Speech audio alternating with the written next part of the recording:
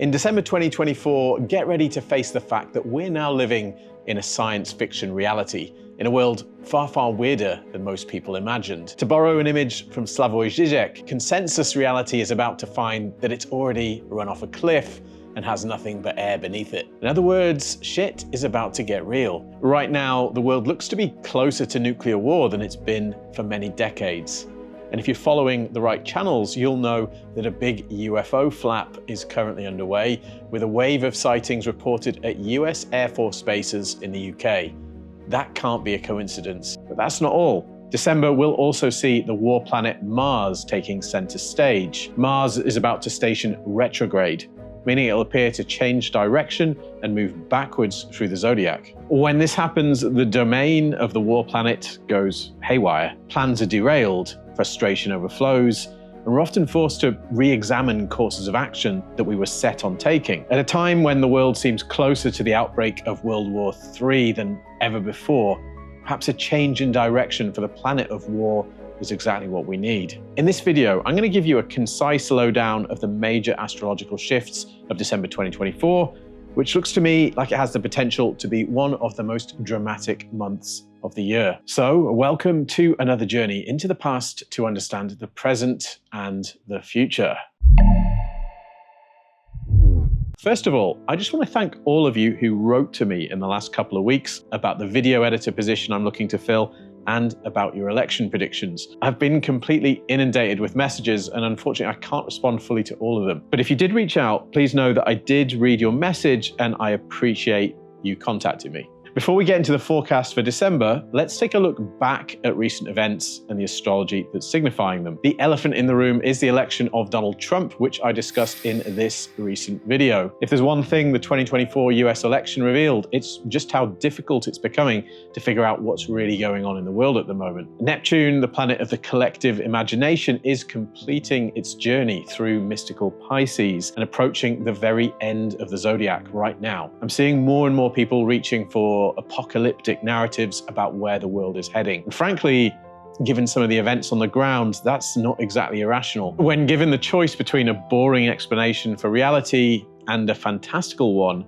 more and more of us are heading for the woo. This isn't a bad thing per se. Woo is reality, as I'm sure most of you know, but the quest for the truth can also lead us into delusion. It's so important to be discerning right now and to find a balance between being open-minded and sensibly skeptical. Neptune has been in Pisces since 2012, so this isn't exactly new.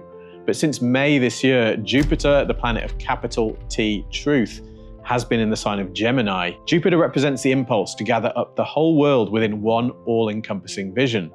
But that's very difficult right now. When Jupiter is in Gemini, we're pulled in 1,000 directions in our quest for the truth. And that level of distraction means we go nowhere fast. Of course, Gemini is the sign of the twins, of duality and multiplicity. In the US election, we saw how people in opposing political camps were existing in two completely different reality bubbles. We saw two completely different stories about America, supported by different facts and versions of the truth. And it was Trump's version that won out this time. Since Neptune moved into Pisces in 2012, we saw a growth in migration across the world, a societal focus on things like DEI, drug decriminalization, and radically new visions of things like sex and gender, which not everyone was on board with. But Saturn joined Neptune in Pisces in March 2023. Saturn is a blocking, restraining, and crystallizing influence. And since that time, we've seen attempts to limit migration, roll back DEI regulations, and drug decriminalization. In mid-November, Saturn stationed direct. When a planet stations, we generally see an increase in that planet's influence. Following the election victory, Trump announced policies to deport migrants, disempower hard left-leaning universities, and remove trans people from the military, among others. He's also planning on imposing tariffs on imports. Saturn in Pisces is about limiting flow and creating rules and boundaries where previously there were none. The Saturn direct station now looks to have been an obvious signal that Trump was going to win the election and implement measures to roll back some of the trends we saw with Neptune in Pisces. But astrological hindsight is always 2020. Similarly, in my recent video on the Trump victory, I talked about how I thought we may have witnessed a transfer of power into the hands of a transhumanist technologist faction represented by billionaires like Elon Musk and Peter Thiel. Pluto Aquarius has begun. If you're enjoying this video so far, then please do me a favor and click the like button down there and give the channel a subscribe if you want to catch more of what I'm doing here.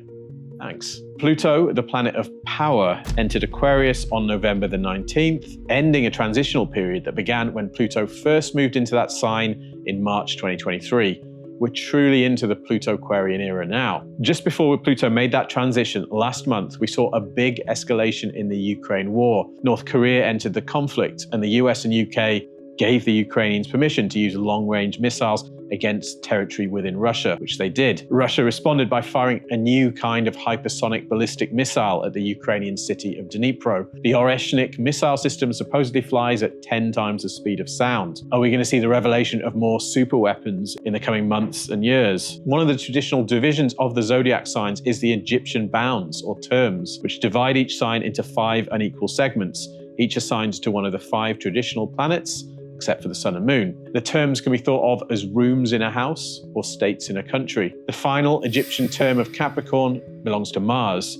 When Pluto first entered this term in February 2021, the Russian military buildup on the Ukraine border began. Pluto re-entered that term in January 2022 and very soon after the invasion came. Similarly, one whole Pluto cycle ago, Pluto entered this Mars term of Capricorn for the first time on March the 3rd, 1775. Just over a month later, the American Revolutionary War began. So it seems that the Ukraine war is to our time what the Revolutionary War was to that time. And in November, before Pluto left Capricorn for good, it seems to have fired a parting shot, delivering a big escalation that has set the world on edge and stoked fears we're looking at the initial stages of World War III. But Pluto will now be traversing the forward-looking sign of Aquarius. Expect to see signs that the world we're living in now has changed, particularly in terms of the structures of power. In the past couple of weeks, there's been a big wave of UFO sightings at US Air Force bases in the UK. They're being reported in the mainstream media as drones. But what kind of ordinary drones can't just be shot down and dealt with? Can it be a coincidence that we're seeing this just as the world seems to be edging closer and closer to nuclear war? This is the confluence of the themes of nuclear technology and the UFO phenomenon that I've been predicting on this channel for some time now. If you're interested in this stuff, then I'm going to be going live on YouTube this weekend at 9 AM Eastern Time this Sunday, December the 1st, to talk more about it. The stream will be called Sources Over Washington, UFOs, Nukes and Astrology, and it'll be open to everyone. I look forward to seeing you there. And Pluto is also the planet of the revelation of truth. That's another pervading theme of the current times, because a change in who holds power implies that different fragments of the truth are allowed to rise to the surface. The theme of the quest for truth is going to pervade this month, which will begin right off the bat with a new moon in Sagittarius, sign of the Archer. On December the 1st, we'll see a new moon in the 10th degree of Sagittarius, which is the diurnal sign of Jupiter. Sagittarius is a sign concerned with the idea of the quest, with directing others towards the truth. In general, a new moon in Sagittarius will bring forth themes like travel, international trade, faith, and education. But this new moon is in a close square with Saturn. Saturn is a limiting influence, so we can expect to see blocks and restrictions connected to these themes. Think trade embargoes, travel bans, and new rules related to education, among other things. But the quest for truth is also loudly signaled here. The ruler of this lunation is Jupiter, which is in Gemini, as we've seen. As the new moon forms, Jupiter will form a close opposition with a retrograde Mercury in Sagittarius. Mercury's presence in Jupiter's sign of Sagittarius at the same time as Jupiter is in Mercury's sign of Gemini is what is known as a mutual reception. And it tells us that these planets are in each other's signs and they'll be offering each other support. These planets are in opposition, and oppositions imply the encounter between the self and the other. In other words, it's through relationship, through dialogue, through confrontation that we can get to the truth this month. New moon set the general tone for the month, so expect the theme of the quest for truth to pervade the month. And with Saturn's influence strong on this moon, don't expect that quest to be easy. A key date to watch is December the 6th, when Mercury meets the Sun, the moment we call a cazimi. This is Mercury, the messenger's audience with the king, so to speak. Mercury cazimis tend to be moments when the resolution to problems we've been thinking about becomes clear. That said, this cazimi will be closely square to Saturn, so the truth that emerges here may be difficult to accept, and it'll likely feel somber and serious and pregnant with the burden of responsibility. But this configuration isn't the only thing signaling a big day, because this is the day that Mars, the war planet, will station retrograde. The headline shift of December is Mars stationing retrograde on December the 6th at 6 degrees and 10 minutes of Leo. Mars, the planet of action, assertiveness, and war, stations retrograde every 26 months or so, so it's always something to pay attention to. During the retrograde period, you should be able to see Mars blazing in the night sky because it will be close to an opposition with the Sun, so it'll be visible for most of the night. Mars retrograde is much more significant than a Mercury retrograde, which happened 3 times a year, or the retrogrades of any of the outer planets from Jupiter to Pluto, since they happen every year. During this retrograde, Mars will be focusing its energy on a small area of the zodiac, between 17 degrees of Cancer, where Mars will station direct on February the 24th, and 6 degrees of Leo, where it will be stationing retrograde. Mars will hit every degree in this region 3 times, and if you have natal placements between those degrees, you're likely to know about it. But what does a Mars retrograde actually mean? Well, Mars is the planet of action, taken to satisfy desire. Since Mars is going to retrace its steps through the zodiac, a Mars retrograde can be about being frustrated, facing opposition, or things not going to plan. You may have to go back to the drawing board or rework something in preparation for a fresh attack once Mars starts moving forward again. But Mars's energies can actually be heightened during a retrograde. It helps to think of it less as Mars reversed and more as Mars out of the ordinary. We can feel Mars's hot and temperate energy more strongly during a retrograde, even if less is happening on the outside. This isn't a good time to launch new ventures, but it is a good time to revise, plan, and prepare for action in the future. And bear in mind that Mars stations retrograde in roughly the same part of the zodiac every 15 years. The retrograde station degree shifts backwards in the zodiac by about 15 degrees each time. The last time Mars went retrograde in Leo was December the 20th, 2009, when it stationed retrograde at 19 degrees of Leo, before stationing direct in Leo's first degree on March the 10th, 2010. Think back to that time if you can remember it. There may be resonances between events that take place in the coming weeks and that period of your life. But what about the wider world? Well, I think we've already seen some of the manifestations of this retrograde coming into play. As I've mentioned before, Mars is stationing retrograde on the north node of the United States' Sibley chart in the 9th whole sign house, which is the house having to do with foreign affairs and the legal system, among other things. I thought one possibility for this retrograde was an escalation in one or more of the conflicts the US is involved in, and unfortunately, that's what we've seen. The Korean peninsula is strongly resonant to the sign of Leo, and as Mars was slowing down to station retrograde, we saw 10,000 North Korean troops being sent to Russia to fight against Ukraine. A technique called geodetic equivalence showed that North Korea was in the crosshairs of this Mars retrograde. And in the extended version of this video, available for World Astrology Report members, I explain how you can use this technique to make predictions about where in the world an astrological event, like a retrograde station or a conjunction, will manifest. If you want to watch that version of the video, then head to my website, www.worldastrologyreport.com, and sign up as a member. You'll also get access to ad-free extended versions of all my videos since May, and all my monthly live streams. The last one was called Unraveling the New Age, UFOs, Fallen Angels, and the Coming Religion. It's 2.5 hours long, and I think it might just blow your mind. And one last thing, I'm still taking bookings for private consultations, and members get 20% off my usual fees. And you can cancel your membership at any time. Wink, wink. Thanks for listening. Let's get back into it. Now, supposedly in response to the arrival of North Korean troops and the widening scope of the war, the US and UK authorized the Ukrainians to use long-range missiles against Russia, something that Vladimir Putin has been warning against for some time. Russia responded by launching a powerful new hypersonic missile at Ukraine. Putin has claimed that the West has no defense against this missile, which can fly at 10 times the speed of sound. So we've really entered a dangerous new phase of this war. And one last thing, I've had to keep adding to and re-editing this video because events are happening really fast. Could it be that this Mars retrograde is signifying a dramatic development that the belligerents in the Ukraine war didn't see coming? We're closer to nuclear war than ever. Certain parties seem to think they had the right to set the world on fire. Now UAPs are being seen around US Air Force bases storing nuclear weapons in the UK. I've talked about how Mars retrogrades involve having to rethink plans of action.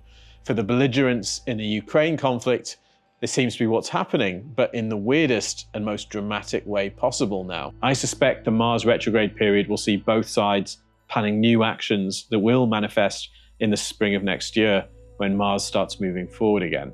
At the same time, with the election of President Trump, we may also see something more hopeful with regards to this war, because Trump seems more liable to want to try and negotiate to end it, and perhaps Mars's retrograde could even see a ceasefire. And there's something else. I think the nodes of a country's natal chart have to do with the people of a country, and in particular, how they connect to the wider world. The moon in a mundane chart represents the public, and the nodes belong to the moon. The south node of the US Sibley chart is found in the sign of Aquarius, sign of the stranger.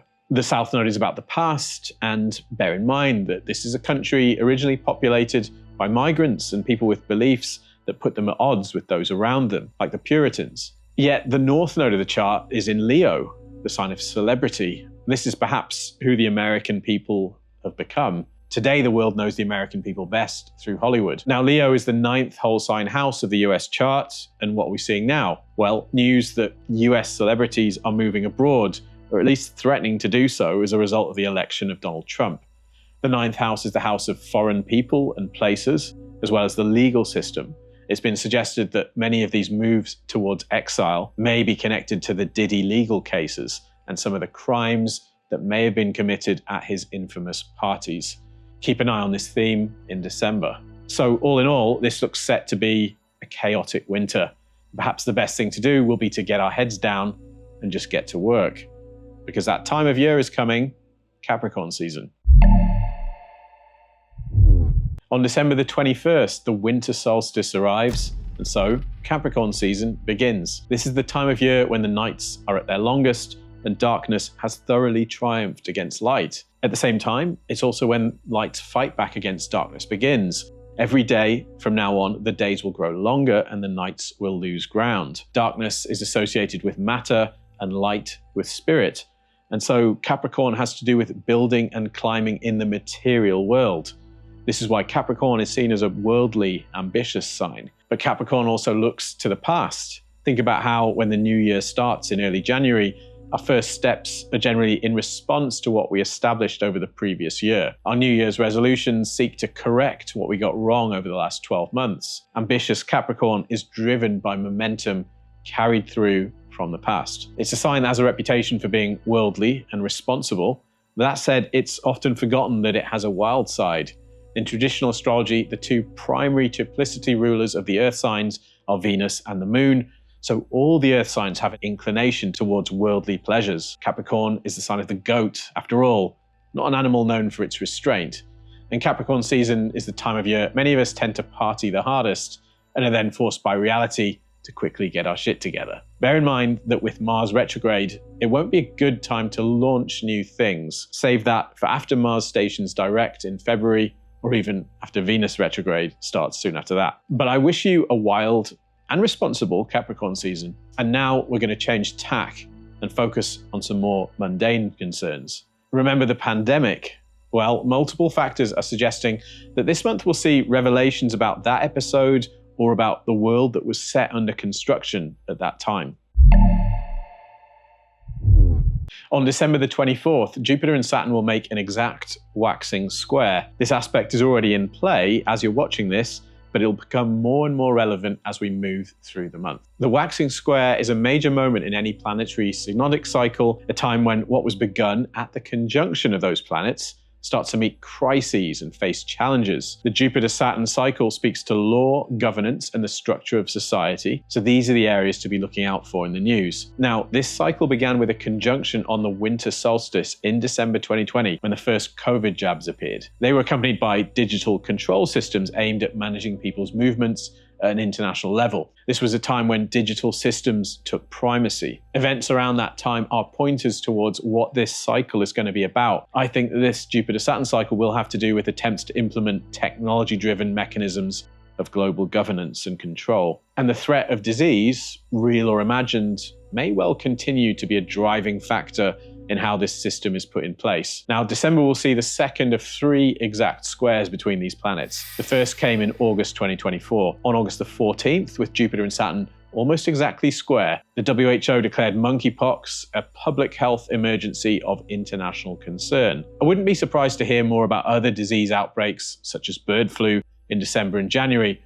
I'm not sure we've quite reached the time when we'll have to face another serious pandemic and confront once again all the issues the pandemic raised, but I think it's probably in the post. In September, with Jupiter and Saturn still close to square, the EU began a trial of its European vaccination card in 5 countries: Germany, Belgium, Portugal, Greece, and Latvia. It's this kind of system that I think we'll see attempts to build and expand over the course of this Jupiter-Saturn cycle. And it could be connected to other things, such as carbon credits. That said, more and more news about the actual safety and effectiveness of vaccinations and other measures taken during the pandemic is flooding out now, and I think we'll probably see a lot more in the coming month. Pluto will be spending almost the entire month of December in the first degree of Aquarius. Again, this was the degree of that Jupiter-Saturn conjunction of December 2020. Pluto will surface revelations about the pandemic, ranging from how it happened to what was done in response. We may well see a mask-off moment in respect to the plans that international technocracy has for the world. I suggest being open-minded to the news that comes out during this time, even if it conflicts with your biases and assumptions about reality. Something else that happened around the time of that Jupiter-Saturn conjunction is the January 6th event. Look out for revelations about that too. I'd also point out that in mid-November, just before Pluto moved into Aquarius, we saw a fresh round of hearings around the UFO phenomenon in Congress, and more hearings on November the 19th, the day of Pluto's ingress itself. That seems to be an omen that reckoning with the reality of UFOs is going to be a signature of the Pluto in Aquarius era. Get ready for a wild ride. So that's it for this month's forecast. In the extended version of this video, available for World Astrology Report members, we're now going to dive deeper into the geodetic map and explore how it allows us to pinpoint where in the world particular astrological events are going to manifest. Find it on my website.